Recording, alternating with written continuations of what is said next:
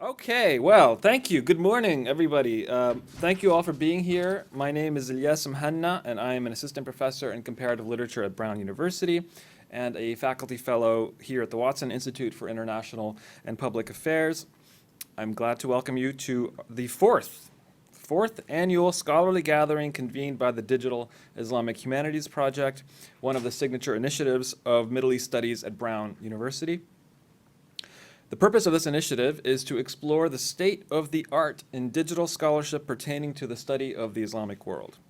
Since 2013, we have held an October conference or workshop aimed to bring researchers together to showcase their experiments in digital humanistic scholarship within their respective fields and to discuss the opportunities and challenges engendered by this changing scholarly ecosystem. Here are some of the, if you don't believe me, here are some of the posters from previous events. 2013 was our inaugural conference. 2014 was actually a two-day workshop, what did we call it? It was a workshop on textual corpora and the digital Islamic humanities, which was convened by, we had several sessions held over 2 days. We had about 35 people here from all over the world learning how to use different kinds of tools and resources for their own research, and it was very introductory. We had Eli Milonas and Maxime Romanov running that. It was a really wonderful event. Last year we had a more traditional conference or a symposium called Distant Reading in the Islamic Archive. And over the course of these past gatherings, some of the questions we have been interested in exploring include where are the most important digitization projects of historical sources in Arabic, Persian, Turkish, and other languages taking place around the world? And that is the question that is very much at the center of what we're going to be exploring today. What kinds of digital technologies and methodologies have proven most useful for scholars in different disciplines, for example, data mining, pattern recognition, social network analysis, etc.? How are existing technologies and challenged by the manipulation of data in non-Western languages? And what are the most significant technological desiderata for researchers? And finally, as digital tools and media become more widespread, what ethical issues relating to privacy and human consent must be carefully considered, particularly in projects involving contemporary political and social issues?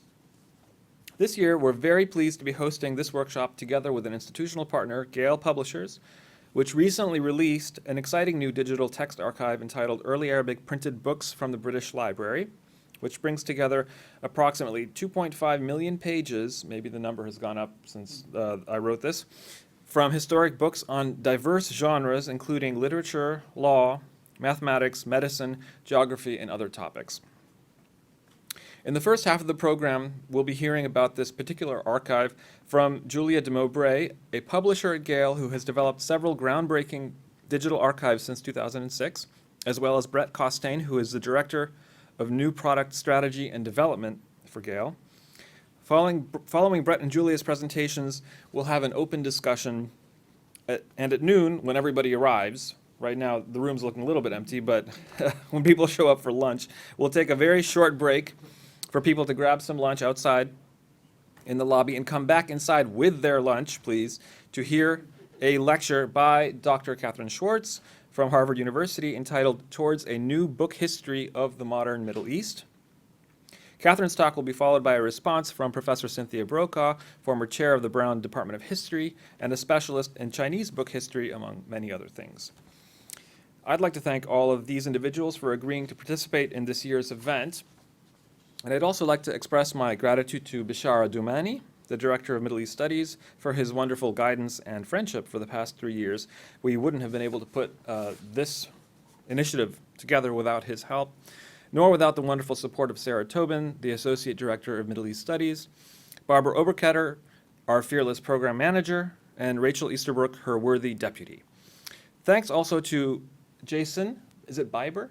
Jason Biber from Gale for his logistical support at the last second, and to Ian Strawn, our wonderful Middle East librarian at the Brown Library.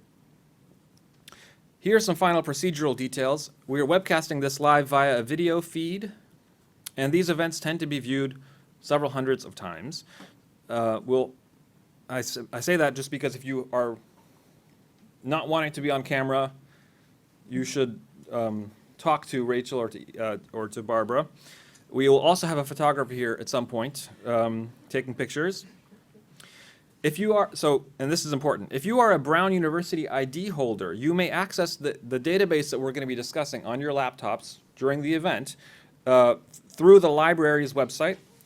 If you do not have a Brown ID, you may still access the database, thanks to Jason, via an instant trial, and you'll find the links to the database on the sheets that are around the room. And you'll also find a link to the webcast, which you should absolutely tweet out and post on Facebook so that people can follow us. Here is the relevant information for people who are watching on the webcast. So that you will presumably be non-Brown users, most of you, and that is the link, the relevant link. It's a tiny URL link, .com/GaleArabic2. Gale Arabic 1 is for Brown users. And if you are on Twitter and wanting to tweet things, the hashtag that I randomly selected is Digital Arabic.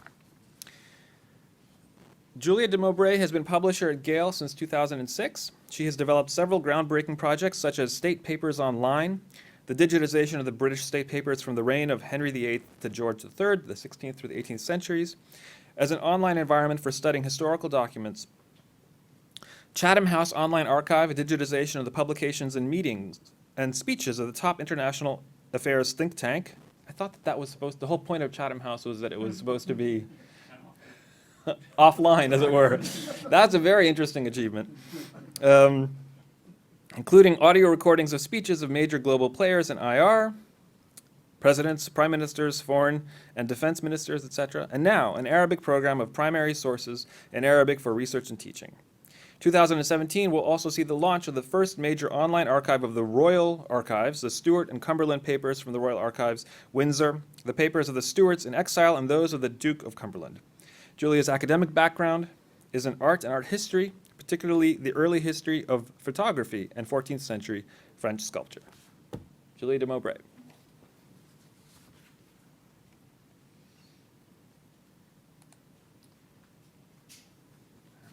Are you this one here? Yeah. Okay. Thank you. For you. Let me switch this up.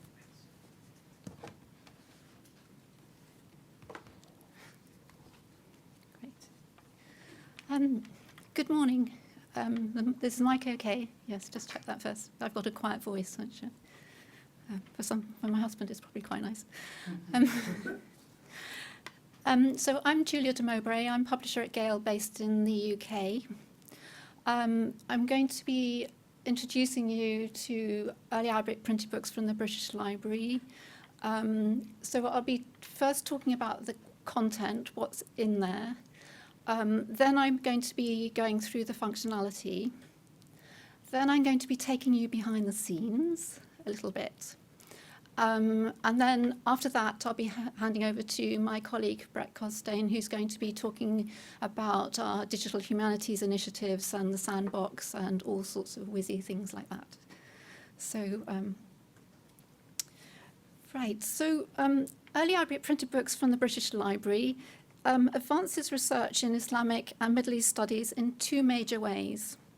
It provides 24/7 access to the early Arabic printed books of one of the world's major collections. And users can search not just detailed metadata, but the Arabic texts of the books themselves. The British Library's printed book collection is particularly strong on early Arabic printing and books printed in Europe, as well as from Egypt, Lebanon, Syria, Jordan, Iraq, and India. This product is a digitization of all the works listed in Ellis's catalogue of Arabic printed books in the British Museum. That is all Arabic texts in the British Museum by the 1890, when that catalogue was printed. The collection covers a wide range of subjects presenting the heritage of Arabic works in Arabic.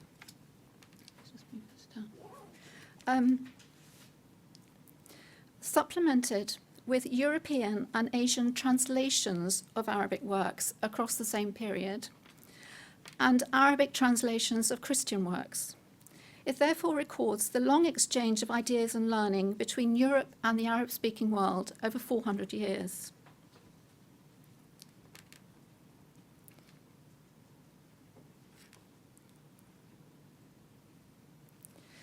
We are publishing the collection in 4 parts. In Islamic religion and law, and its supplement, European translations and studies of the Quran, there are over 50 Arabic Quran printed between 1694 and 1890 in Europe, the Middle East, and pre-partition India, which show the interest in the Quran in its original Arabic text in countries outside the Arabic-speaking world. There is also a larger group of translations into a wide range of European, Indian, and Asian languages. The early translations within the Islamic world were into Persian and Turkish. Outside the Islamic world, the earliest printed translation was that into Latin in 1543, which you can see on the screen, the second one along. Of the commentaries on the Quran,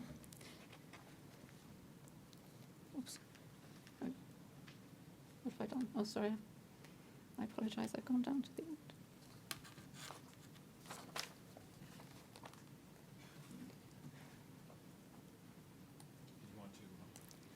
Project again?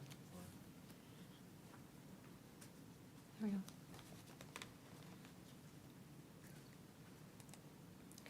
Is that okay? Sorry. Of the commentaries on the Quran, there are 87 in this collection by all the major writers of tafsir, such as Al-Zamakhshari, Al-Razi, Ibn Kathir, and Al-Suyuti. Islamic law is the other major component of this module, and the collection includes works of the 4 schools of jurisprudence in Sunni Islam, Hanafi, Maliki, Shafi'i, and Hanbali law, as well as Ibadi law and Shia law. The number and breadth of these titles enables scholars to undertake detailed research within this one product, and the subject limiter can limit the search to just one school of law. The Christianity module includes complete Bibles, as well as different books within it as separate publications. The Bibles include Leger's 1645 6-language polyglot printed in Paris, and Walton's 1657 London 9-language version, seen on the left.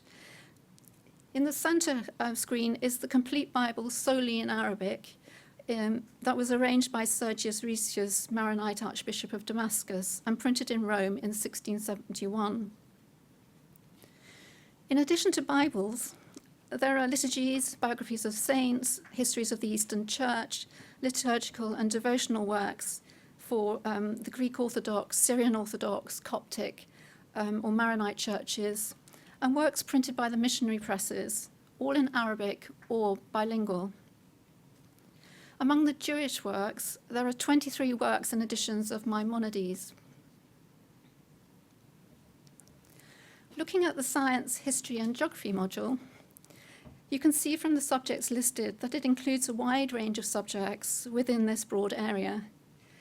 Islamic research and discovery of science, based on the work of Greek authors, is one of the major aspects of Arabic learning to influence European scholarship. The collection includes works by all the great Arabic scientists, such as Al-Kindi, Al-Razi, Ibn Rushd, Al-Haytham, Al-Farabi, Al-Batani, and Ibn Sina. On the screen, you can see Al-Rashidi's work on the diseases of children and Africanus' work on astronomy.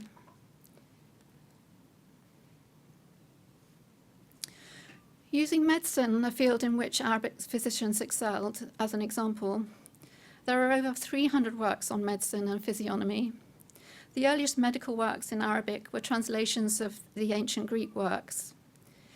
Hunayn ibn Ishaq al-Ibadi was one of the most important translators. His introduction, or Isagoga, to his collection of medical tracts, the Ars Medicinae Articella, was so important that it was adopted as the basis for the medical curriculum in European universities until about the 18th century.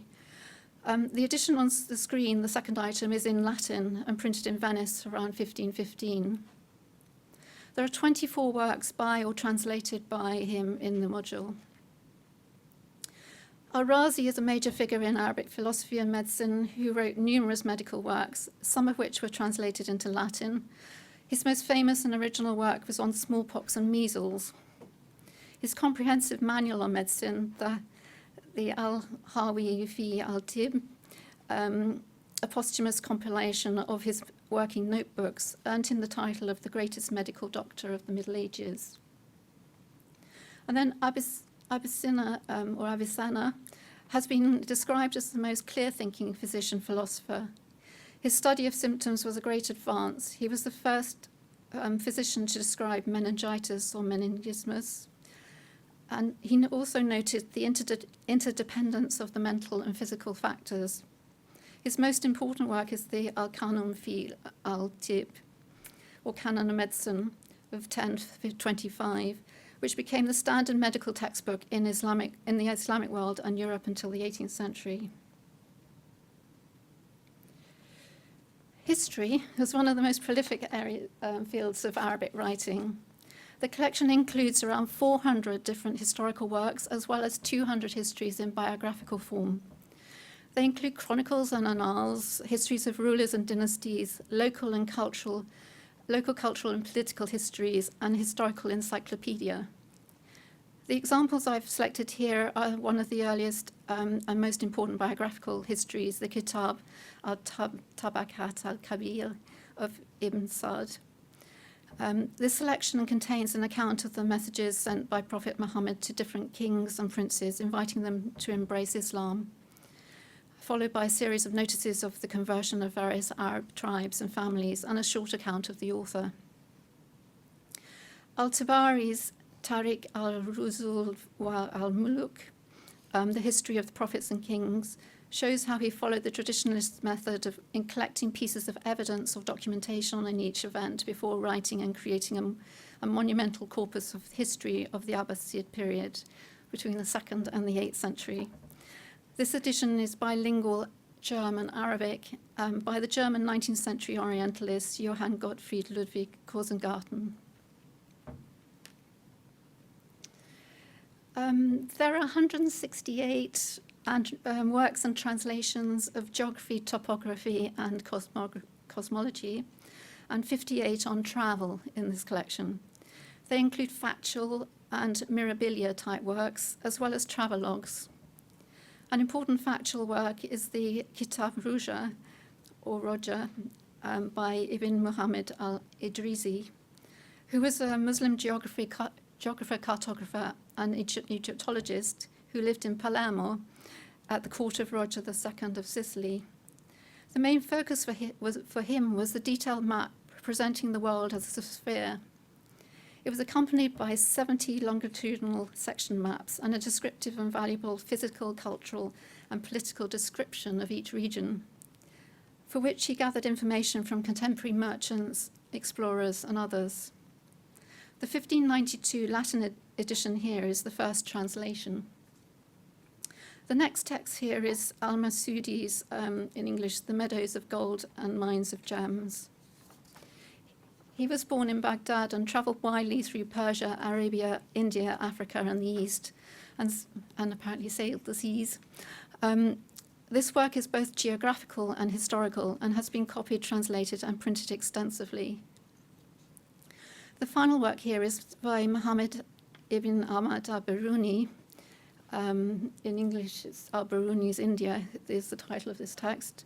Al-Biruni was a scientist, mathematician, and astronomer, but he also wrote widely, such as this account of the religion, philosophy, literature, chronology, astronomy, customs, laws, and astrology of India around 1030. Turning to the literature, language, encyclopedia and periodicals module, and this module is going to be published in December. So the rest I've shown you is now available, but this is coming out in December. Poetry was the most favoured literary form, and this is reflected in over 400 works of poetry, including many diwan by different authors, and many other works and collections in Arabic and translations into other languages. Sorry, I've done it again.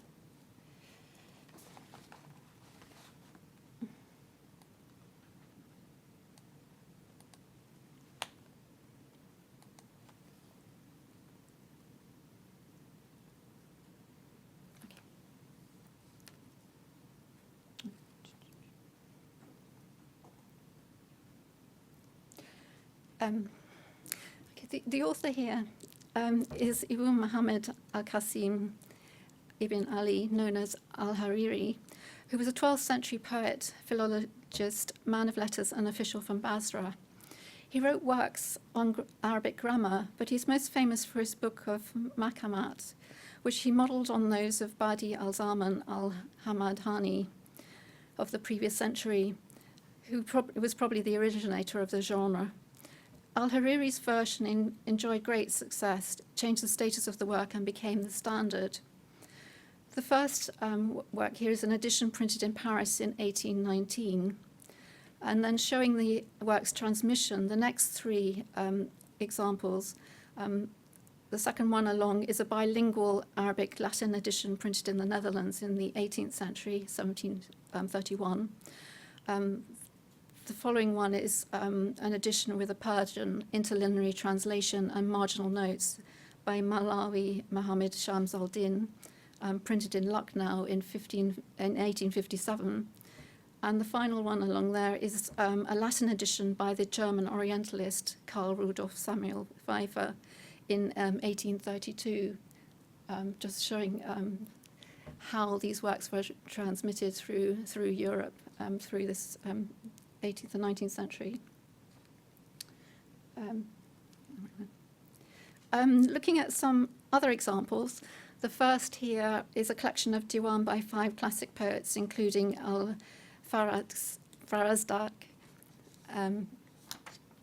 Next is a volume of poems by an early ascetic poet, Abi al-Atahiyya, then a diwan by Abu Nawas, followed by Al-Mutannabi, edited by Ahmad ibn Muhammad al-Yamani al-Shiwani, just to show you a sample of some of the text in this literature module. Internationally, of course, the most famous literary work was the Alf Layla wa Layla, or 1001 Nights, of which there are 9 editions in Arabic, including the Calcutta 1814 to 18 edition. There are 28 in English translation, and most of those translations were made from the Guyon's French edition, but 8 were translated directly from the Arabic. And you can see Guyon's one, on the screen on the right. 2 famous translations are Lane's early sanitized edition on the left, and Sir Richard Burton's 1885 to 88 16-volume edition, very much unsanitized, translated from the Arabic directly.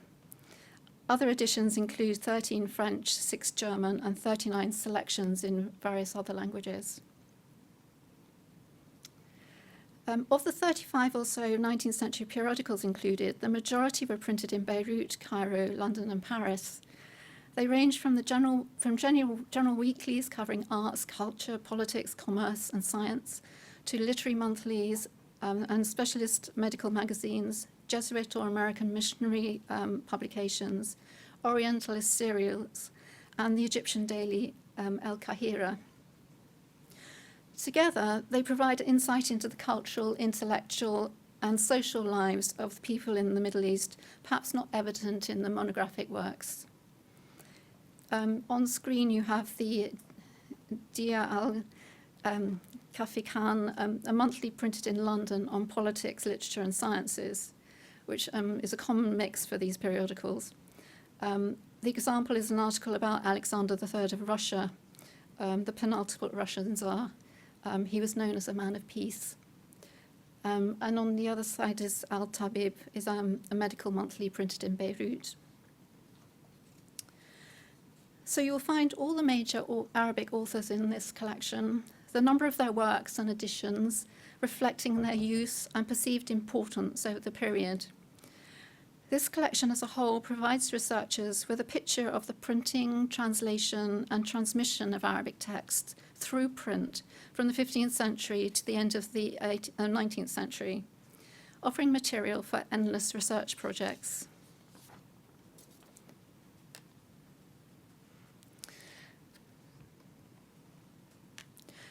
So I've taken you through the content, and if we can talk about any questions you have on that in the discussion possibly. But now I want to take you through the what we have done to facilitate your research of these texts. This product was designed for researchers in the Middle East as well as throughout academia in North America, Europe and beyond. So users can change the language of the interface into Arabic to find consistent Arabic script and right-to-left labeling throughout. The collection contains Arabic texts as well as translations of Arabic texts into other languages, as I've explained. So users can search the English, French, German, Latin, Spanish, Dutch, Italian texts as they would normally. For early Arabic printed texts, search is now also possible, and an integrated pop-up keyboard for Arabic script is provided at every search box. Works in languages which are not yet text searchable are discoverable, well, such as those in Persian, Hebrew, Indian languages and Ottoman Turkish, will be discoverable through the metadata. And yes, I have just been asked when we're going to make Persian and Ottoman Turkish especially searchable. So no news on that yet, I'm sorry.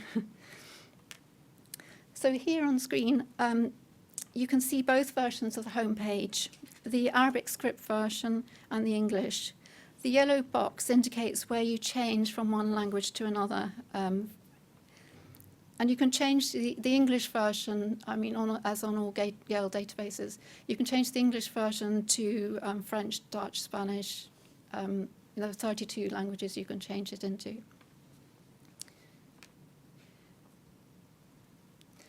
Now, looking at this new search on Arabic texts, here we are conducting a search on hikmah, which means wisdom. I've entered the search term using the pop-up keyboard. Below the keyboard, you can see the search assist, or type ahead, whichever you call it, in action, providing suggestions. There's a search ahead, type ahead for the keyword search on the homepage and the box in the banner at the top. And also on the advanced search, it's available for author and title. I was very keen that we had this because of the many similarities between author names and titles, so that you have that to select. And also on the subject index, so because we have Library of Congress subjects to every text. So we're doing our search here. And here's an example of the results of this search. There are hits on the title page, as you can see in the image viewer.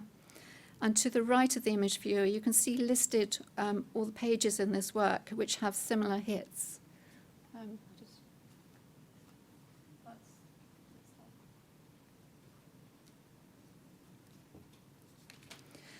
And I have pasted examples of the hits on the right, showing how the search picks up the word in different locations and letter forms from the other pages listed there. This is another search on al-talaq, which means divorce.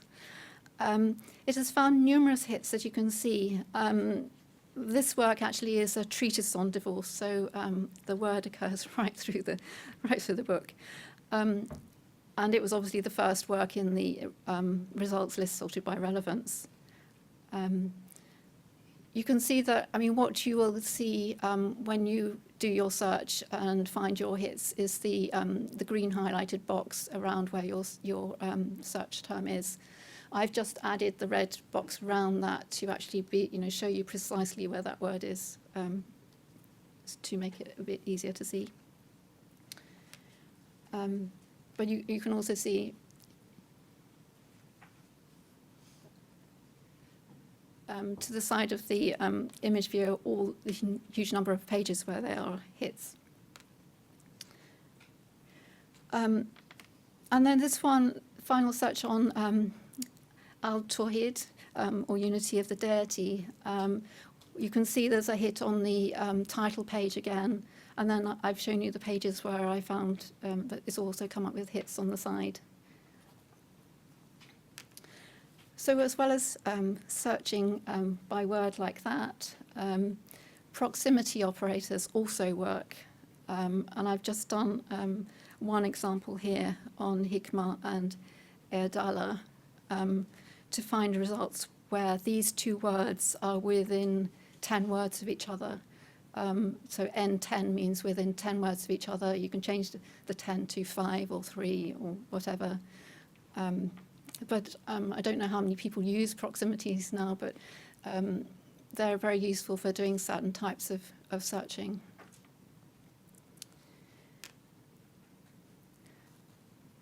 Here's an example of a typical text of a Quran and commentary.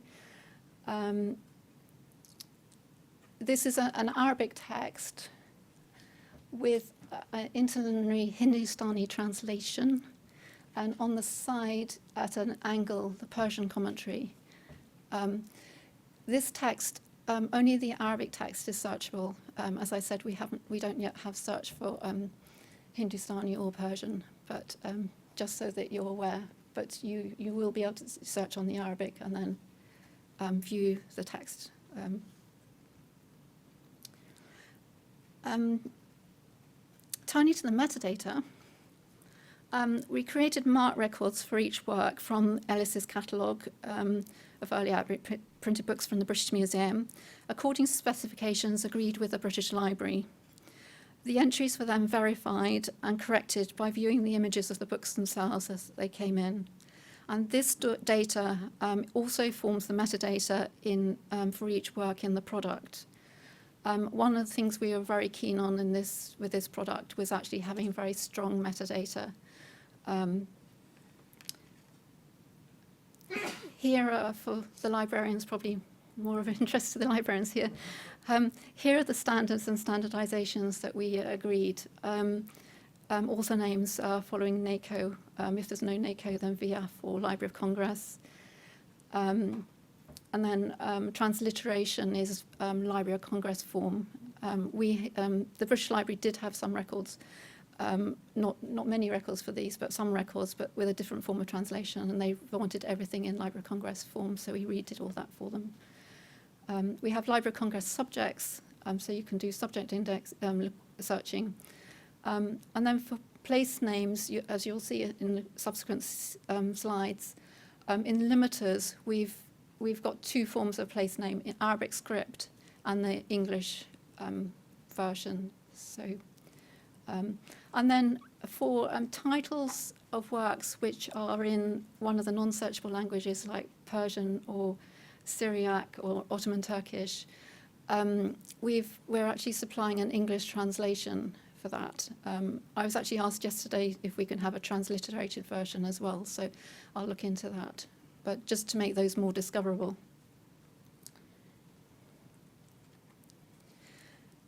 So here you can see the document view page, and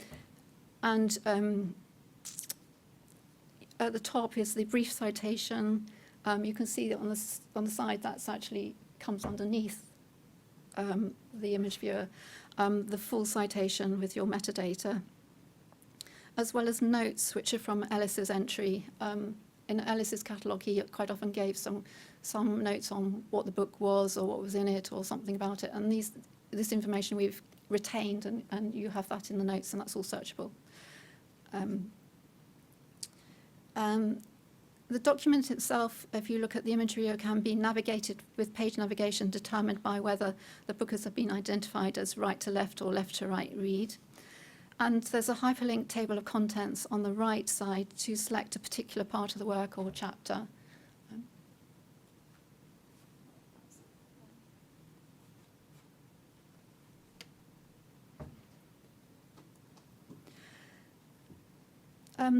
The advanced search indexes and limiters are extensive, offering users options for their search. And then a type ahead and search assist is available for the author, title, or subject searches to assist with users with similarities in author and title names. The user can also limit their results by date, language of text, place of publication, Library of Congress subject, and original language of the work. On the screen, you can see part of a results list from a search on the right, together with the limiters available to narrow down your results there. So here you've got the limiters for language and Library of Congress subject. And then under that is publication date, authors, and then place of publication.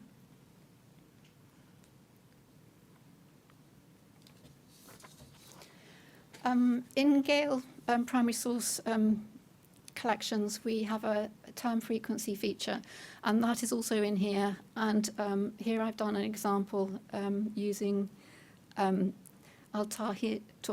and Al-Ghaib in two graphs. The top one shows the frequency, the number of documents per year, and the second one shows the popularity or the percentage of documents per year.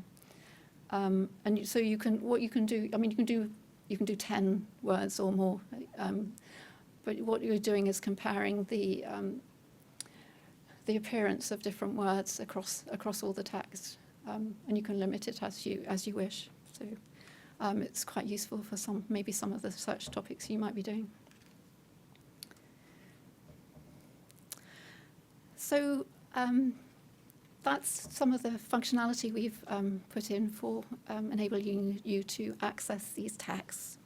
So now I want to sort of maybe take you a little bit behind the scenes.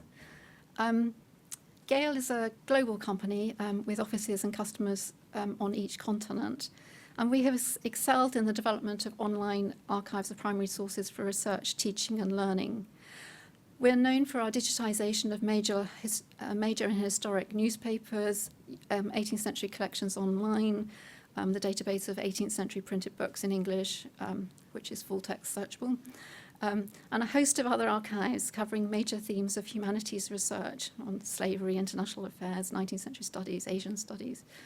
And all the printed materials are full text searchable.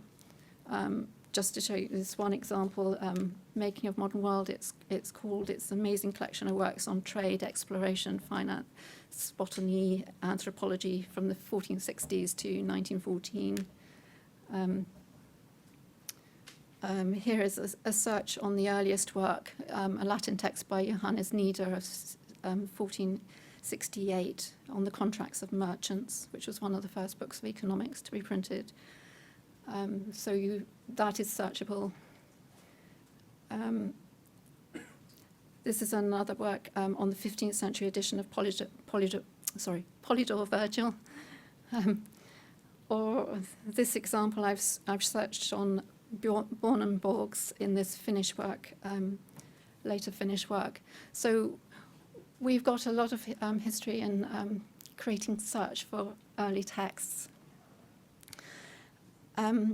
However, our customers outside the Anglophone world have long been requesting research archives in their native languages. And this is now a strategic aim of our company. So the product I've been talking about, the Early Arabic printed books in the British Library, launches our programme of Arabic resources for research and teaching. And the investment in the development of a programme to search across Early Arabic printed script was considerable. And took a lot of hoops to jump through to get the company to agree to it. And the challenges actually were also numerous. Here are just some of the tasks we had to cover. Locating vendors or research teams to develop the OCR programme. Actually, we started off, it took a long time to find people, and then we started off with 4 teams. And 2 very quickly dropped out because they couldn't manage they weren't getting anywhere with creating any OCR at all. I mean, fortunately, we managed to proceed with 2 who actually are producing really good results. To such an extent that we now see it's possible that we might be able to create search for manuscripts. Second challenge was creating specifications for the OCR development and standards. From the very beginning, not knowing where we were going to be able to get to. So it's quite difficult sort of creating specifications for something you're not sure is what it's going to be. And then defining the specifications for the image capture, data capture, XML creation, page capture details, and then specifications for the quality assurance, the verification of all that, because that all has to be documented. And then training the staff to QA all that work. So back in the UK, we have a team of about four Arabic-speaking people. We're collecting people coming over from Syria to work on this project, which is nice. We've got a really nice team there. And then training the actual teams, the two teams we have working, the OCR teams, to follow specifications and maintain consistency. So we have to work to a certain project time span and keep everybody going to a schedule, and that takes quite a lot of work. And then we had to modify Gale's content systems to enable them to handle Arabic script and transliteration. And then define the specifications for the functionality to handle the Arabic script and display texts as right to left read. So everything I've shown you, we had to do a lot of thinking and talking to people about what they needed and working out how to do all this. And then define the search indexes, limiters, and display of the metadata in the product.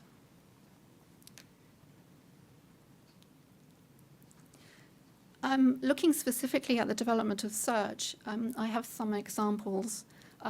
This is the first book entirely in Arabic script, printed with movable type.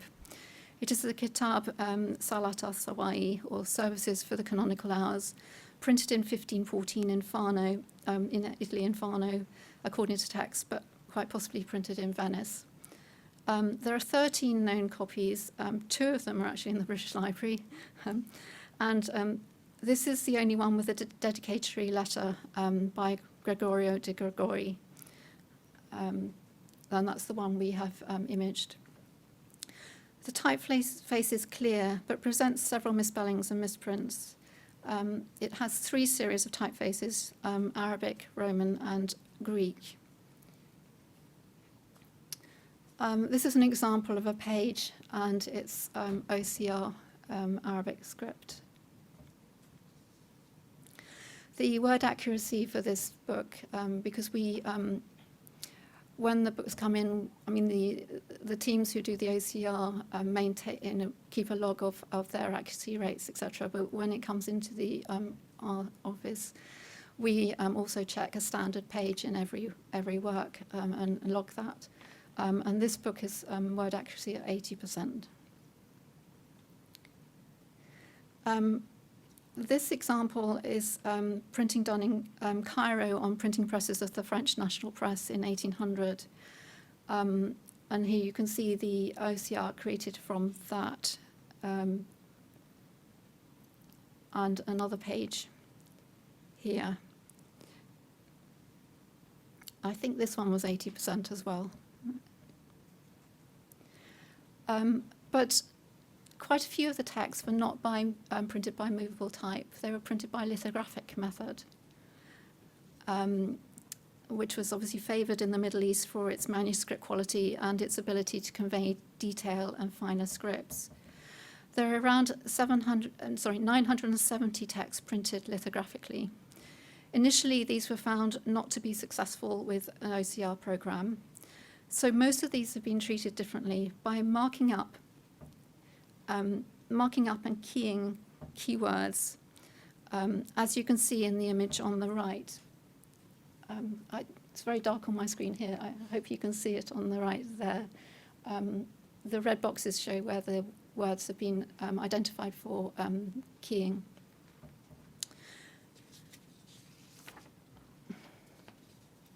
And underneath that box, I've put the actual OCR, which has come from that page. I've highlighted in yellow alternate words so that you can more clearly see the actual individual words there.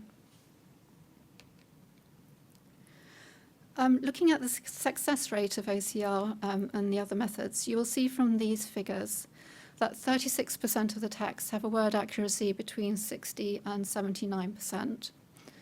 And 60% word accuracy was the minimum we set at the very beginning, not knowing where we were going to be able to get to. So if any text didn't meet the 60, then the team would key up to that to make sure it was actually reached that or beyond. I mean, usually if they keyed up, it went sort of into the 90%, but obviously. And then 64% of the titles have word accuracy between 80 and 100%, or 99%, 99 or whatever percent, which I'm quite proud that we've managed to achieve that, because coming from where we started, I think it's really, really quite successful. And obviously now we've developed the OCR, we continue to develop it and hopefully use it on future projects. I just wanted to show you our QA system, just to show you what goes on behind the scenes. We have this sort of database where we pull in the images and their XML, and this is where the QA teams check the XML, and you have the XML on the right of the image, so they can verify that quite easily. They can also call up all the metadata, so they can check the metadata as well to the same book, and if it needs to be verified against the text, they've got it all in the same screen. This is the same area. The first, so if I explain, that image there, it would be one pulled up from one of the images at the bottom, and the list of headings down here are the chapter headings, and those are the ones you'll see as the table of contents in the product. And this is the bottom of that, showing you the images, so the QA team can actually just call up any particular image at a time and check it there. QA stands for? Quality assurance, sorry. It's where we, whenever you commission work, you always have to have it checked. So and we just call it quality assurance, or QA for short. There are actually companies who just do that sort of work, which is quite interesting. So now that most of the metadata is in, we can also engage in analysis of the corpus. As an example, here is the place of publication, showing which towns were most active in printing. And you can see, Cairo is obviously, has most texts come from Cairo, and then Beirut, Paris, Lucknow, and then Istanbul. I've just mapped them to countries, and then I've mapped them to regions, which gives you the results you'd expect, that the majority are from the Middle East, followed by Europe. But so one can next sort of plot the location of printing across the 400 years, across the time period as well, and start sort of more understanding the nature of printing, what was being printed, where, at what time. So I hope that gives you some insight into the development of this product. To conclude, Early Arabic printed books from the British Library is a major collection of Arabic books, which is now accessible through more extensive metadata and functionality developed for academic research, with a variety of search limiters and, crucially, text search on Arabic printed script. So we hope we've also created a research environment here to further research, and we'll be interested to hear how it advances research possibilities and new projects. So thank you very much, and I'll hand over to Bret. Thank you.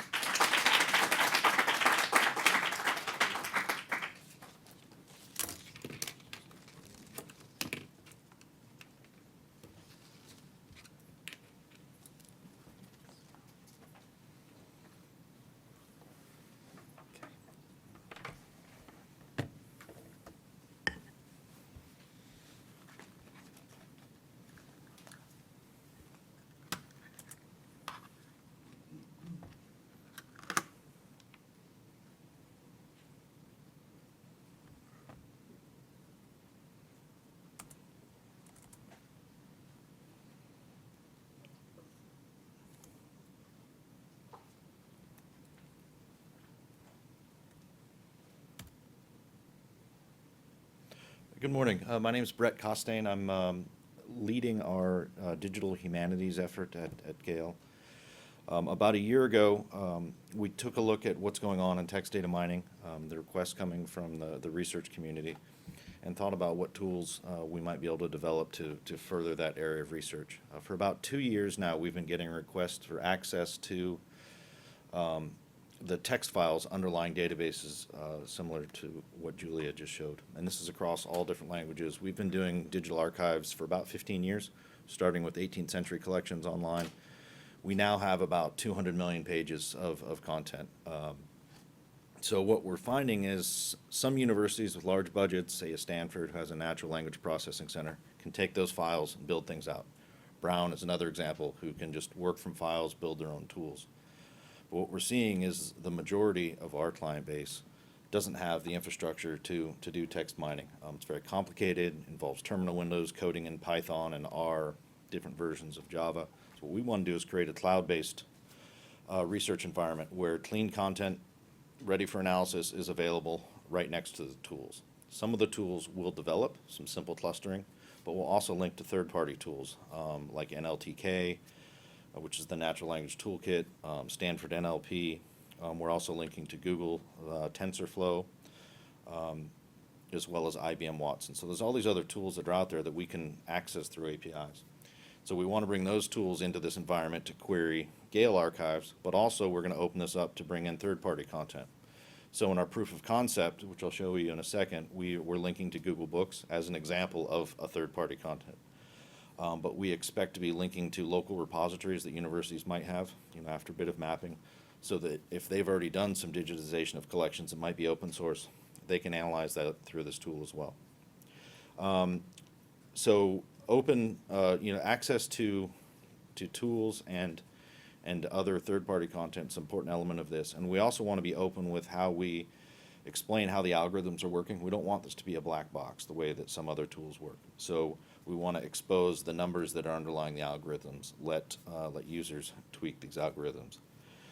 So back in April, we released this proof of concept, and we've been reviewing it around the world for about 6 months, and we have a new set of requirements for the next round of development. We'll have a beta production version available in December, and Brown will be working with us on evaluating that along with other universities.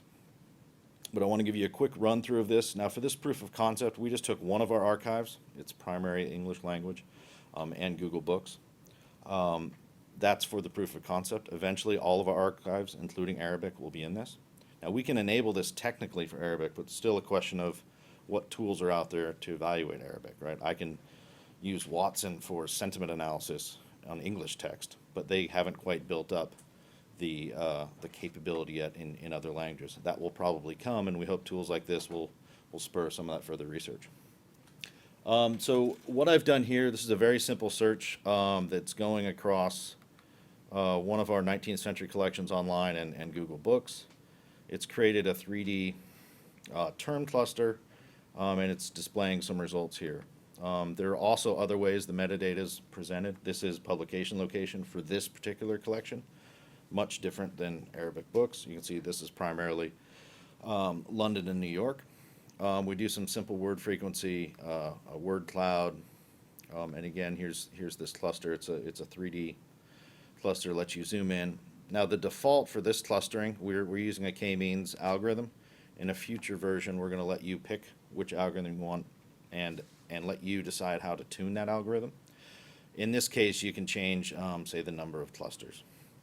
We'll have many more options for flexibility down the road.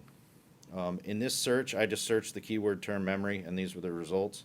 So displayed over here, we're looking at all the text that we have from the Gale document, and as much text is available from Google Books. So this first result is from Google. You'll see their metadata, which isn't nearly as extensive as the metadata we have in a lot of the Gale products. You would also have the ability to link through to the actual document. So this is taking me to the source. So this is going out to Google Books to show the document. We'll have that same ability to link back to the archives at Gale, and we're also exposing the particular text that is being queried for the analysis. Other things that we're doing here, there's a concordance view, right? So this is my search term in the middle, plus or minus about 50 characters on each side. And as I said, we want to expose how these algorithms are working. So this is the data that's driving the visualization. Now, throughout the calculation, as this algorithm runs, there's different checkpoints, and we want to expose more of that in future versions of this. We really want to focus on the workflow so that we can help researchers get to their humanities research question and not get stuck in sort of the computer science, data science side of things. So providing clean data sets to start with and having the tools reside in one environment. This is also going to be a networked environment where researchers can collaborate. So 3 people could be using the same content set, same tools, all set up the same way, and collaborate, store notes, communicate all through the network. So this is just a preview of what we've done to analyze collections. The development partner we're working with has a lot of experience in data science. They've sort of built a platform that's an ecosystem for research. And we had them throw in some other tools that are used in other industries away from academia. This is a network tool. Because I have over 3,000 results, this isn't particularly useful right now. But what this is doing is showing the relationship between title, author, and keywords, and displaying them graphically with a network and showing different connections between things. This is the type of tool that we want to put into the environment without really an understanding of how it's going to be used, but let people start experimenting with it. We also expect that some researchers are going to be interested in building their own tools. You may have a Python script that we could then wrap and make that tool available. We've already been approached by some researchers who are finishing up their projects, and they'd like their software applications to live on going forward. We're talking to Voyant, for example. We may have a version of Voyant that's available here if that's how people want to look at the text. So the reason I show you this development environment is just this is sort of what's possible. This is what's underlying the sandbox. There's all these different modules with different code associated with them, but it's a fairly easy environment to start wiring things together. Certainly requires some technical skill, but we hope that some subset of researchers will be interested in developing applications for the sandbox. One other piece that we developed as well is to analyze single documents. We have this tool where we've pasted in text from one document, and we're able to extract from it concepts. So what this is doing is taking this block of about 5 pages. This is an article on robber barons, and it's sending this out to IBM Watson, and it's returning the concepts that are in the document. This isn't the terms, it's the actual concepts that Watson's identified that could be in that. It also does a word cloud and overlays sentiment. So these are the terms that appear in the document. Red is negative sentiment. Green is positive, but there's not much of that in this example. And gray is neutral. We've used this in some other applications too, looking at more contemporary content like political speeches or song lyrics. And it's one way to generate interest among students in the tools themselves before maybe diving into 18th century collections or the Ellis collection. Also possible to extract people with sentiment and the places that are in the document. And then one last thing I wanted to show you is to help users have more context on their search. You know, when anyone logs into our tools, it's a blank slate, right? We don't know who the user is or what they're searching for. So something we've been experimenting with is using the same tool, but to analyze, say, a syllabus, to then extract those concepts and those terms, and then feed those back into the Collection Explorer, so you could find things that are more relevant to that context. So in this case, I've put in it's a course design document for psychology, and IBM Watson has come back and told me all of the terms associated with it, right? And what I can do then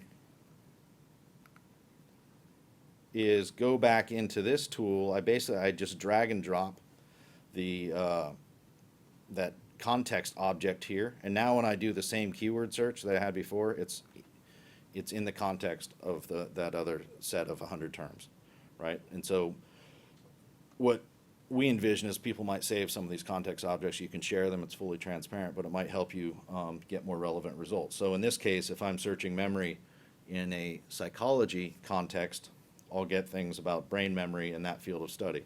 If I had another object that was built around, say, computer science, the results would be totally different as it would reflect computer memory. So that's one of the directions this is going. As I said earlier, we've been focusing on English initially because it's a proof of concept, but we'll be moving forward into other languages, and I would expect, in the coming year, we'll have a version of this that will work with Arabic text. That's it.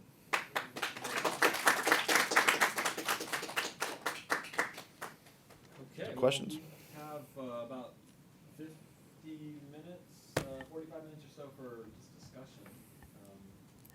And Julia, you want to come up? Maybe you both. Should we go to the table? Take a seat at the table. That might be the best way to. The other chair. Most efficient way. And then we'll grab another chair.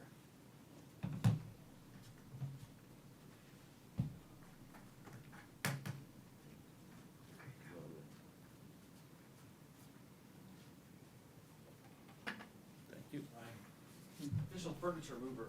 Yeah. I have a question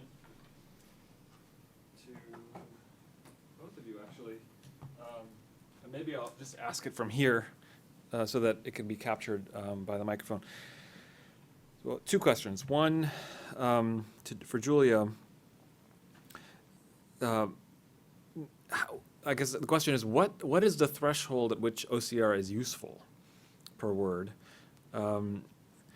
And because you hear different things. Some people say that OCR is only useful at above 90%. And then you see rates that are lower than that. And I seem to recall when I first started test driving the archive, I was having trouble finding anything. But then a couple months later, I tried again, and I was having no trouble finding anything. It was totally fine. So are you rerunning the algorithm across the collection, or is there a way to, over time, essentially improve the results over the same data? Well, there are two points research created.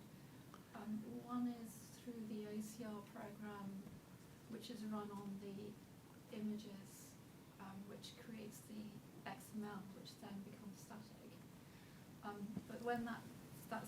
But then there's a search engine within the product which searches on that static XML. We did find that there were some problems in that search at one point. I don't know if this was causing the difference for you in that instance, but at first the search was picking up every other word with the same stem, and that was causing various problems. I mean, fortunately, a couple of people contacted us and alerted us to it, so we looked into that and we fixed that. So we've undone that stem linking. So it could have been something like that. But what about the generation of the XML? We haven't rerun script on the earliest text. It's something I'm quite keen that we do, and I think we would wait until we've done finished the initial corpus, and then look at the rates of the first text which were done. And I personally would like us to rerun those. So to look at the very interesting question, quite important question you raised about at what rate of accuracy is it useful for research. We never aimed to create a database which was going to be 100% transliteration, full text. If you want to do that, you could rekey it all. Sure. Which was going to be enormously expensive.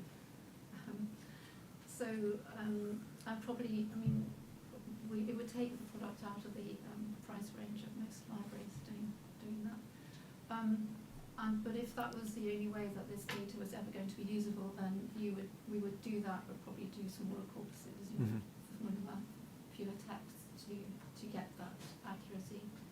But what we did think about was, what is a researcher wanting from the text? I mean, what are they likely to want to search on? Because some academics would probably just, they would want to find all the text by a particular author and then just read them. And they probably may not do any searching at all. But if they do want to search, what are they likely to want to search on? And it's likely to be names, and the other would be phrases, probably. And it's probably, the database may be sort of weaker on actually getting actual phrases. But I showed you earlier using proximity operators.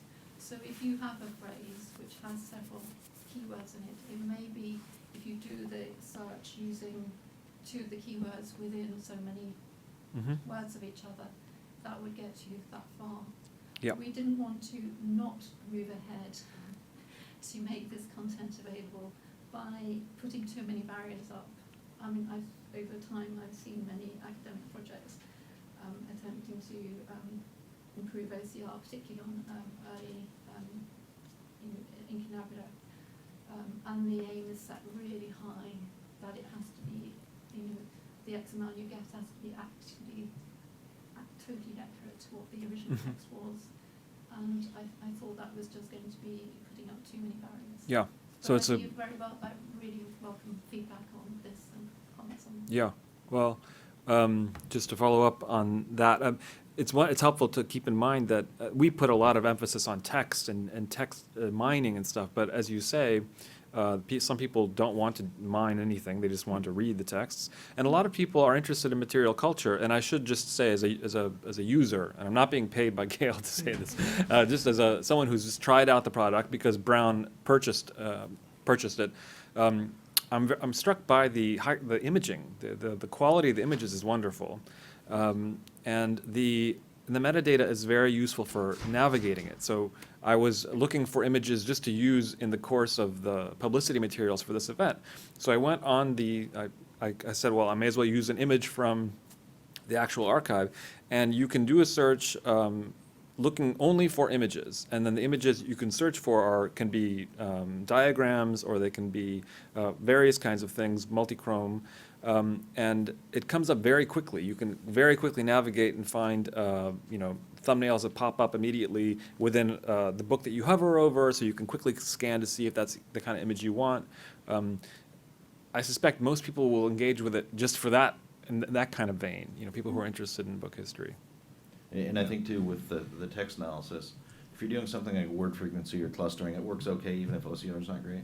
But if you try to get into the real close reading stuff, sentiment analysis, which relies on linguistic parsing and part of speech tagging, that falls apart as soon as there's bad words in a sentence. Yep. So what we would expect is some people might then pick documents, clean them up manually to run that more detailed analysis.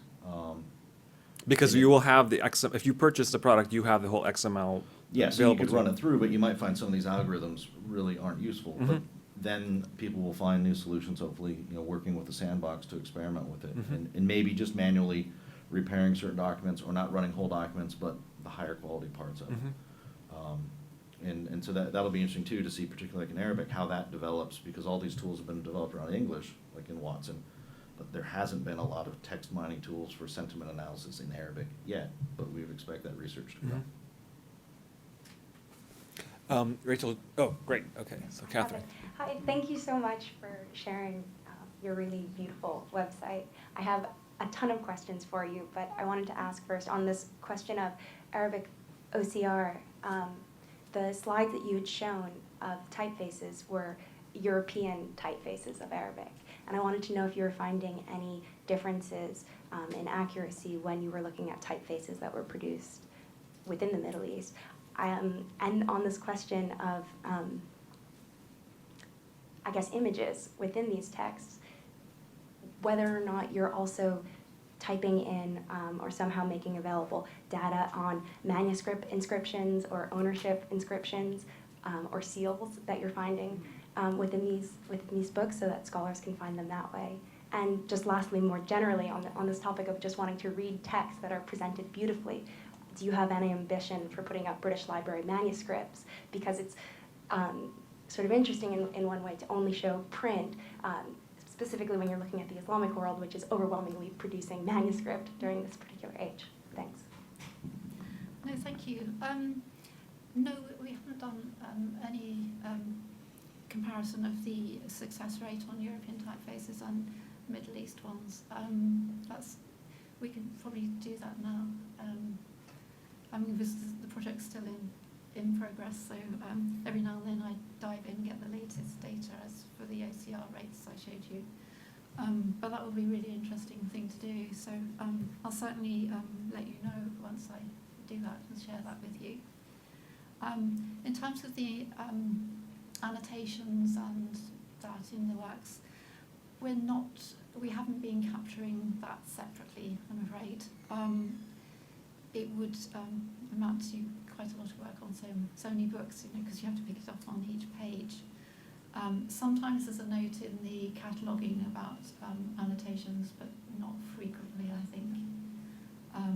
So it would mean that you would need to go through the text to pick that up. In terms of manuscripts, yes, there is another collection at the British Library which we're talking to them about, and they're very keen that we digitise.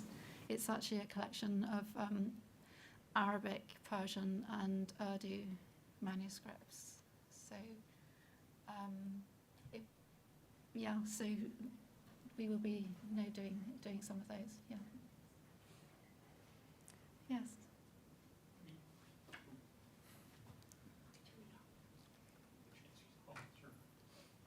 Thank you very much for, thank you very much. Oh, it's not going to, just press this little button. Okay, there it is. I'm going to sing, watch out. Paul Barron from Sharia Source at the Harvard Law School, and thank you very much for your presentation. That was really interesting. I'm wondering, with your kind of for-profit, non-for-profit partnership model, do you give a copy of what you do then back to the library in terms of the British Museum, in terms of we've spent the money to digitize this, now your kind of return is people using your stuff, but I know also a lot of organizations that deal with this kind of partnerships between industries will then provide, as part of that contract, a permanent copy that goes with the museum so they can develop it as they like.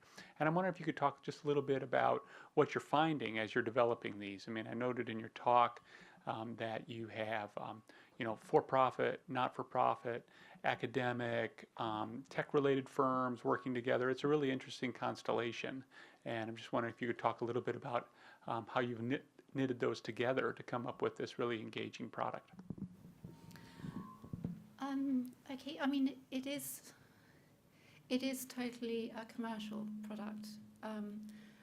It is a Gale project, and we have a contract license with the British Library to use their images, image of their books.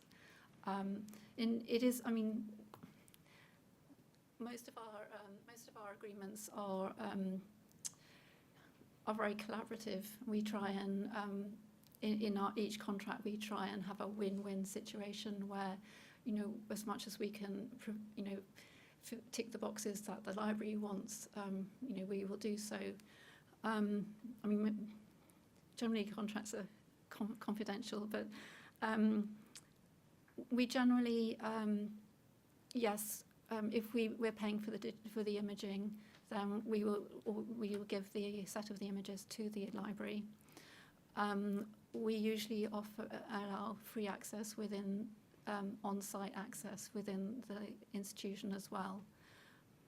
So anybody can go into the British Library and just access the product.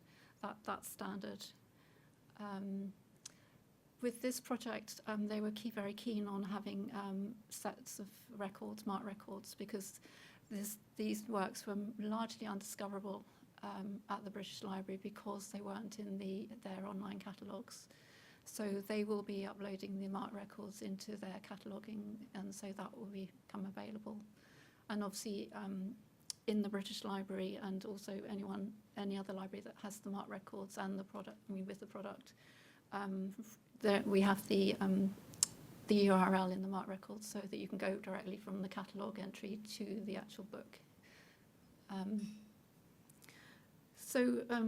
Yes, but in terms of profit, non-for-profit, I mean, it is,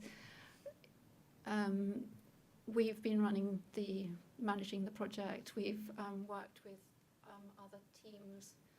Obviously, we've paid everybody, every team for their work and their contribution to it.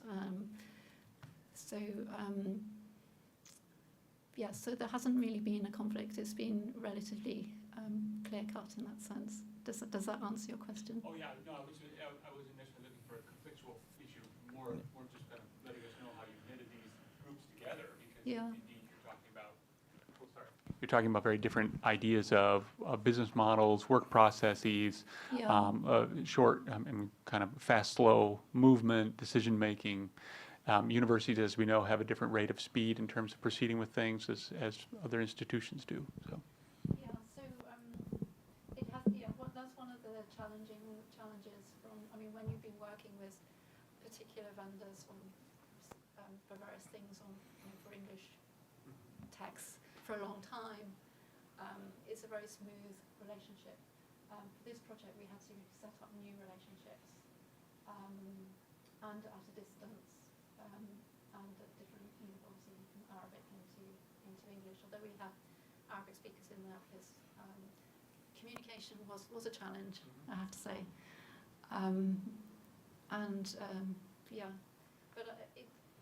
So I suppose some of the processes may have taken a bit longer than we were initially expecting, but generally it's been pretty successful, and we hope to keep everybody together so we can just move straight on to another project and really benefit from that. And on the sandbox, as we're trying to link together content and tools through multiple APIs, each one of those has their own license agreement.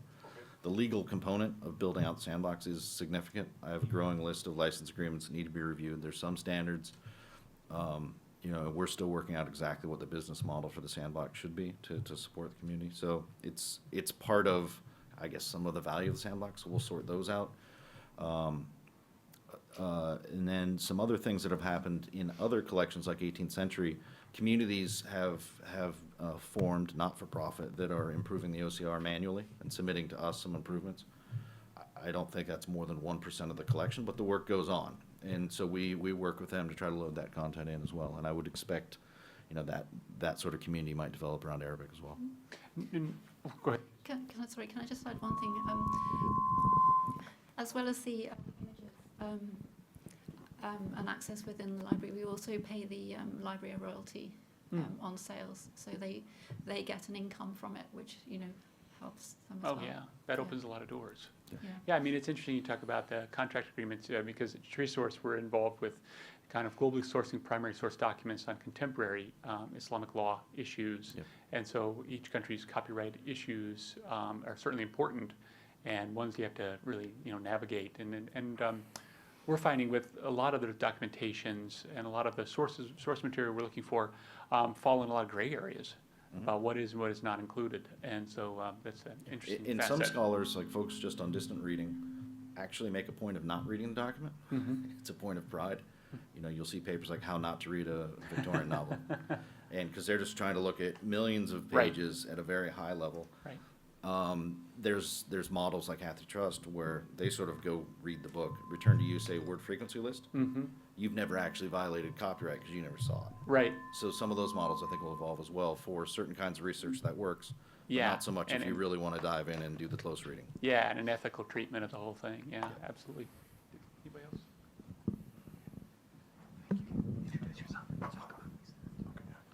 Hi, thank you for that. I'm Michael Pergil. I'm from Boston University Mizan Project, which is a new digital scholarship initiative there. I have two comments that are maybe questions. I don't know. One more of a comment. I was really happy to see the inclusion of the lithographed material, and it seems to me that even, and this is sort of speaking to Elias's thing about accuracy in text recognition. Being a manuscript person myself, I don't know. I've had the experience that so many, even well-known collections, the manuscripts are miscatalogued, misidentified, and have not been examined since the 19th century or before.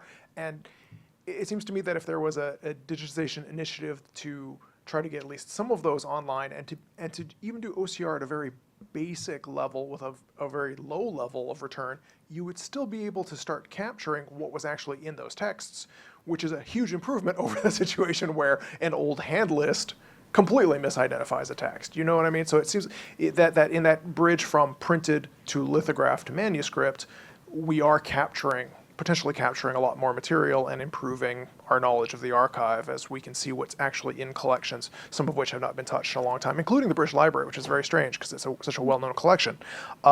The more of a question has to do with scope. And Bret, you had mentioned like sort of high-level analysis, right? I found myself thinking about the corpus, right? So we've got early Arabic printed texts in the British Library collection. The natural thing to think about would be either to moving to other languages, right, in the kind of larger Islamic society of the time, which seems to me, if you want to do higher-level analysis in terms of what's actually in the discourse, right? You cannot limit yourself to Arabic because you have to see what is also being published and written in other Islamic languages of the time, especially important from, say, I don't know, 13th, 14th century onwards. And obviously for printing would be later, but you see what I'm saying, like texts produced in Persian, Urdu, and so forth, Ottoman, in that later phase.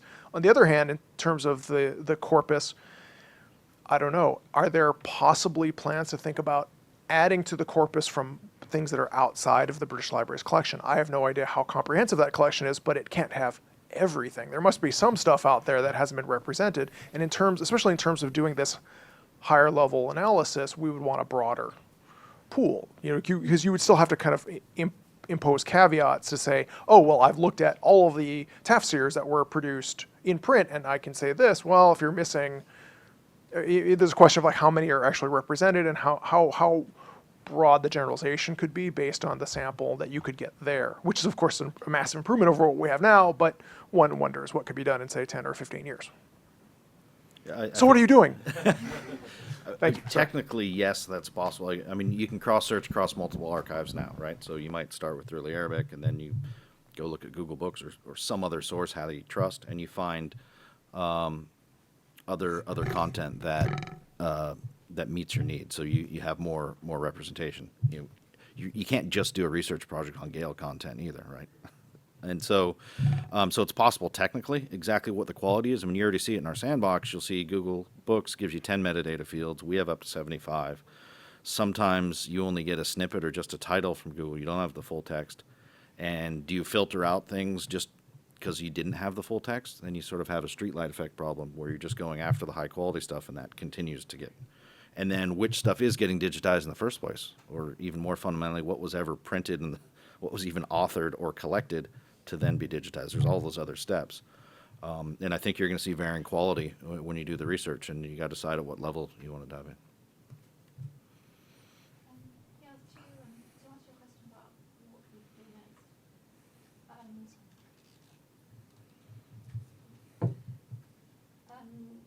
even in the British Library, there are more texts of this period which we haven't done yet. I mean, one of the first challenges was actually getting an inventory of books to actually start digitizing, imaging, because they didn't have anything. Which is why I decided to use Ellis's catalogue, which was printed at the end of 19th century, because that actually, was, you could create a list from that to start with. So we could continue with the rest of the books that they have, of that same period up to 1900. We could also find books in other libraries which weren't included in there. whether we do so or not largely depends on the success of the first project. So if it's very successful and there's a huge demand for, you know, more of a sort of part two in a sense, then of course we would do it. It would be wonderful to do so.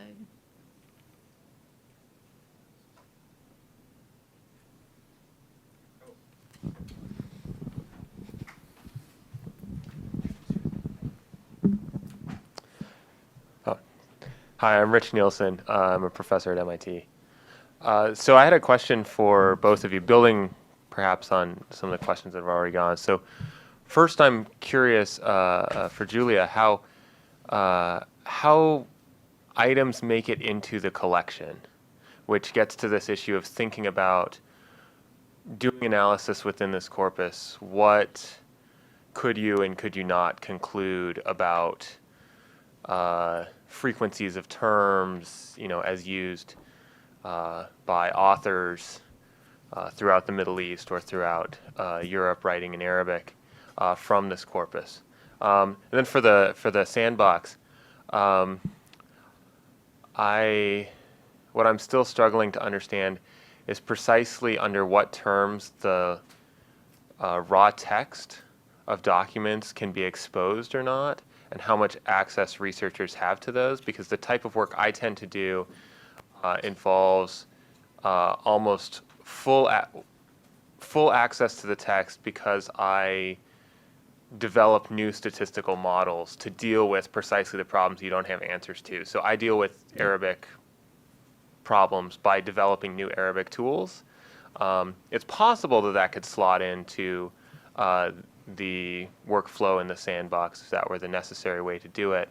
But that's not my preferred workflow, because I have my own workflow that works, right? And so I'm curious whether that's possible under any circumstances, what type of arrangements you might have for that, or if it's impossible, if it needs to be through the interface in some way to retain intellectual property over the documents. Well, yeah, for text, before the sandbox came along, our API, if you will, was copying the database to a hard drive and FedExing it to clients. So that is still available. Okay. And Yeah, that is actually my speed in some way. Free shipping of that. Okay. so that, you know, that model's still out there, because there are those researchers like yourself that are really pushing this. We did some interesting work with Compute Canada. They analyzed our images and found they have some ideas on how to improve the OCR on our older collections, because you can imagine stuff that we scanned and OCR'd 15 years ago. The technology's improved significantly, particularly in image recognition. So we're keen to work with researchers that can improve that, because it helps the product. And someone else was asking earlier about images. We haven't focused on that just yet. We're focused on text. But there's a lot of really interesting things we can do with our images to develop more metadata, to make them more searchable. We have historical maps. We actually commissioned to get all the GPS metadata for them, all the four corners. So we have 14,000 historical maps out there that could be overlaid on and used in different ways. So there's not one fixed way how we work with the researcher. There's a lot of one-off agreements that are different from, yeah, here's a database, purchase it. So happy to talk to you about what you might want. And Yep. just to address your question about defining what you're actually searching on, what the corpus is, all you can say is that because we've included every book which is in the catalogue by Ellis,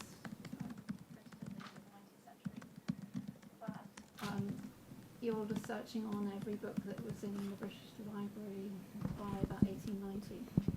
So how useful that is, I don't know, but That's useful. but That's a process. that's the only defining thing. I was going to say on the topic of that Stephen Roman has a book on the history of the collection buildings, and so the British Library, formerly the British Museum, is featured in that to give some sort of context for fleshing it out. And related to that, I'm also working, because we have 300 archives to put in the sandbox. Right now, I could give you an alphabetical list, and a lot of libraries organize their database the same way. I'm trying to come up with metadata standards at the collection level, so you then know what collection you want to start working on. One of the things we're looking at doing is extracting all the index terms for every document in a collection to be sort of a descriptive way to describe if you even want to go into that room or not. Right? So I had another question. So stop me if I'm wrong, but I assume that subscribers could then subscribe to one of the potential sort of research areas that you all have designated, or perhaps 2 or 3 or 4? Yes, I mean, we're publishing it in 4 modules, so you can buy all of them, get the whole corpus, or subscribe to all of them and get the whole corpus, or just 1 or 2, or whatever. Okay, so then in which case, am I able to search, if I'm only using one, am I able to search for hits upon others so that I can see, for example, sort of return? I'm thinking specifically on printers, whom I research, and of course they produce all sorts of text. And so if I want to study them, I don't necessarily want to see what they just contributed to literature, but also to religious sciences and to periodicals, et cetera. And to have some sort of a function there would be super helpful. If you wanted to do that, you know, find out what the printers did, you know, across all subjects, you would need to have access to all those The subjects. four.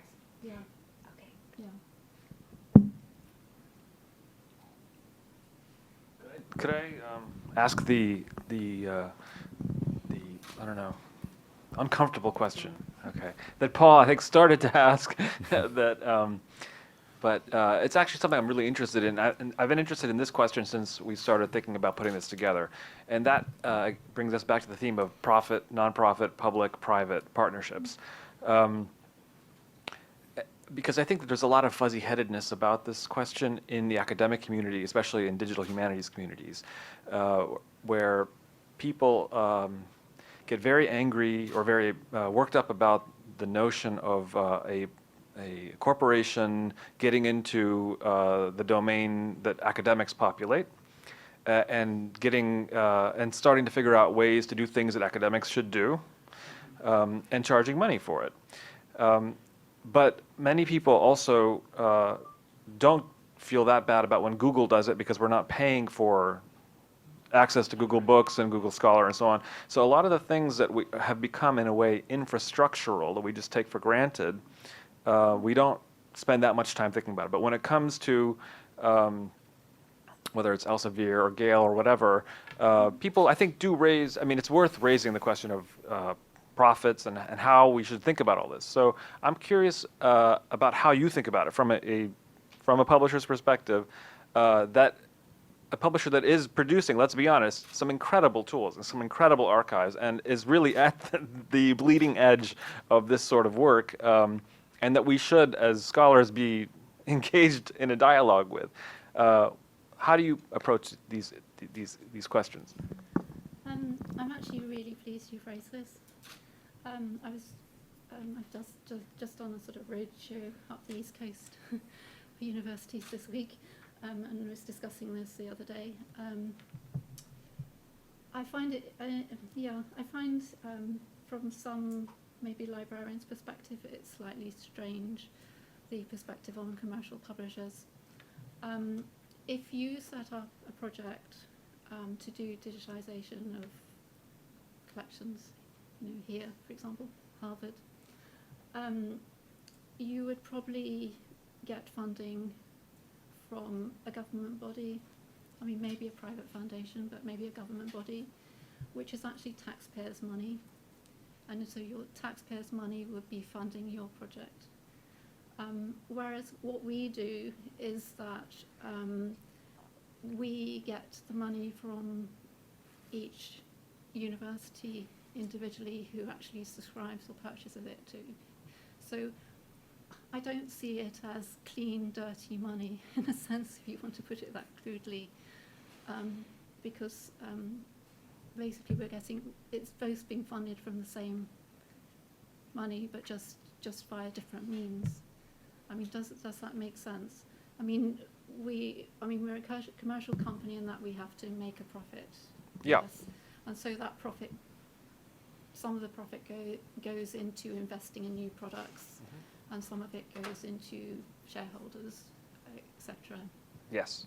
So there is that element. Yeah. No, I'm going to just continue to play devil's advocate, though. I used to work in publishing, so Yeah. I'm sympathetic to the perspective, and also your description of how many labor hours must have gone into producing something like this, and how many steps had to go into just the OCR angle. Forget about all the text mining and everything that comes into that. It's a huge endeavor, and there has to be some kind of motive. We're motivated as academics by things like tenure, and so we're not immune to the idea of incentivizing things, and profit is an important incentive.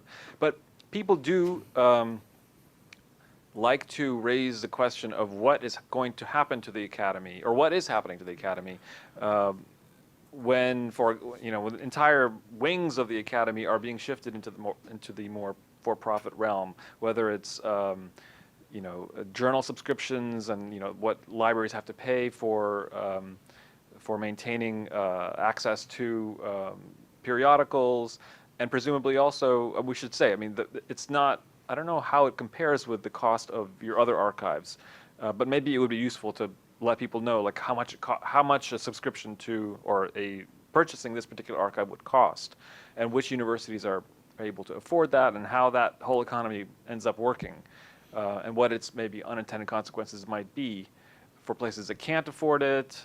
I mean, I don't expect you to answer all these questions, but these are the themes that are brought up over and again in places like the Chronicle of Higher Education, where there's a lot of angst. Let's be honest, there's a lot of angst about what will happen to the academy, or what is happening to the academy through these public-private partnerships. I think basically it is a series of partnerships, and I hope publishers which are involved in serious academic projects like these will become closer to the academic community. I mean, we've always worked very closely with the academic community and the libraries, because we actually make the library collections accessible globally, which they can't do themselves quite often. And we have the ability to source material from several libraries to reconstruct archives which have been separated, for example. It's not to say that a library couldn't do the same thing, but I mean, I think it's partly attitude and an approach to what we want from the end product. I mean, what we're aiming for is a research environment, the tools for academics to best do the research on this material.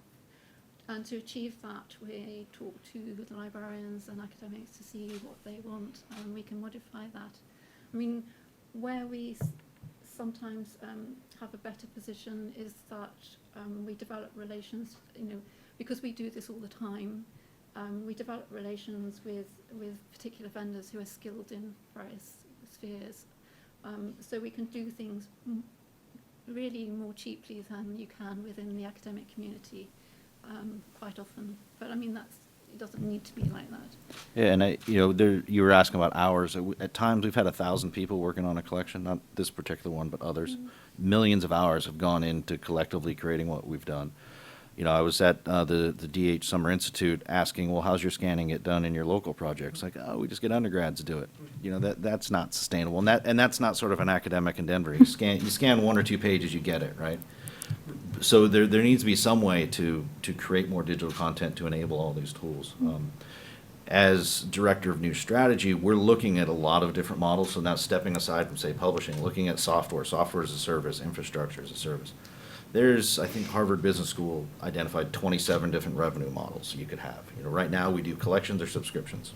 That's what we do. Some of our competitors offer some software services. And you look at the libraries, they have collection budgets, subscription budgets, tech and op budgets. Then the university has different pockets. So there's no standard way anyone's organized, and it doesn't need to be. Now that things are digital, there are other ways to do things, but the mindset is sort of collection or subscription, and that's it. I think that will evolve. I don't have an answer where it's going, but there is certainly a lot more flexibility in the digital world.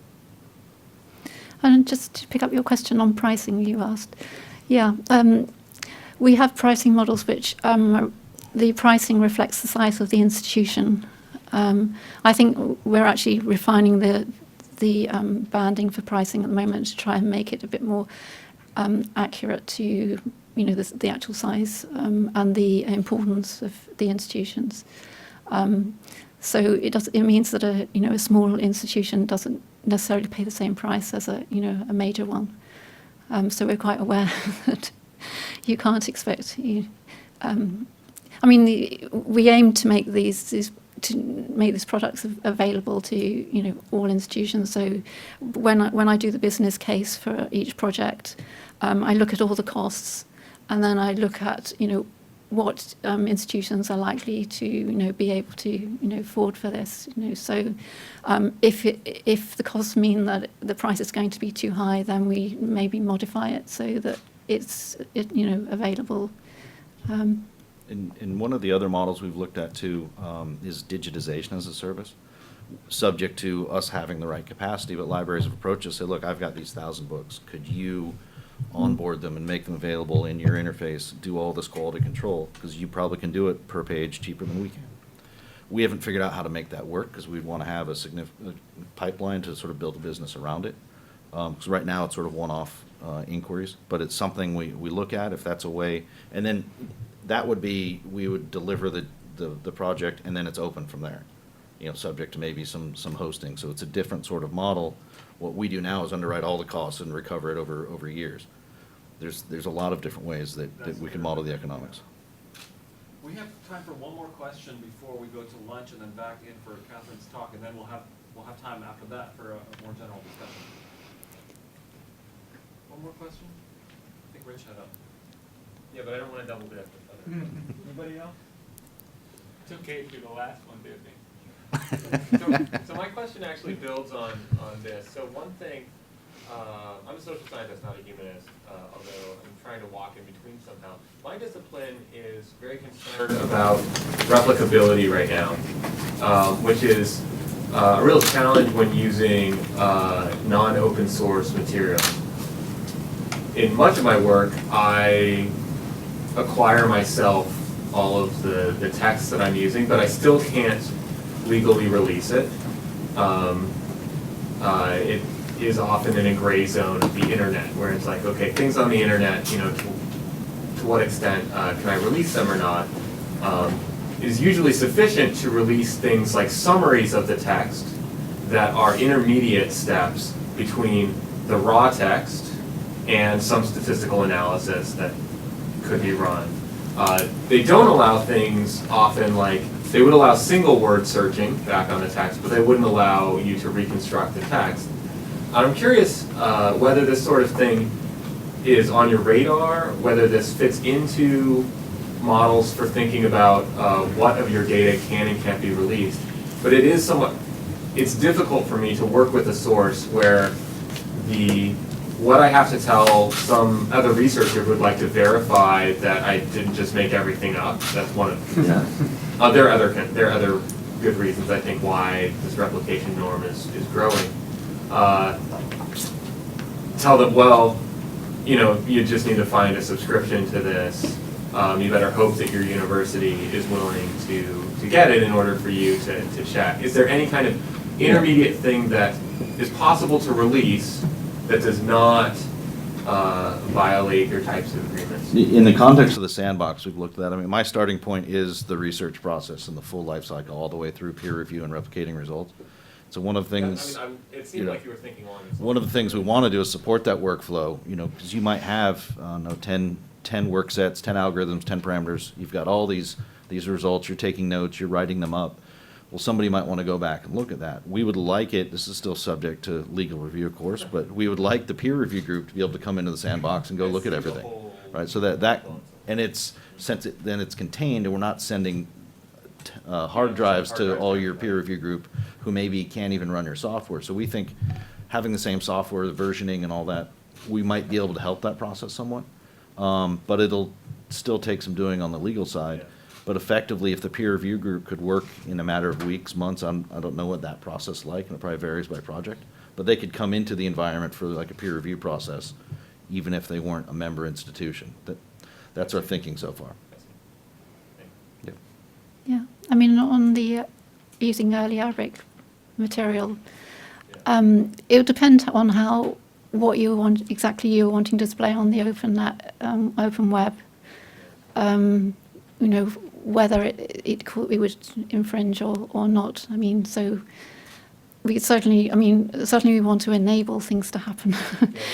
We're creating these products so that you can do this research. So we certainly try as hard as we can to actually agree to things. So. No, thanks. Thanks both. Okay, well, thanks to you both. This has been hugely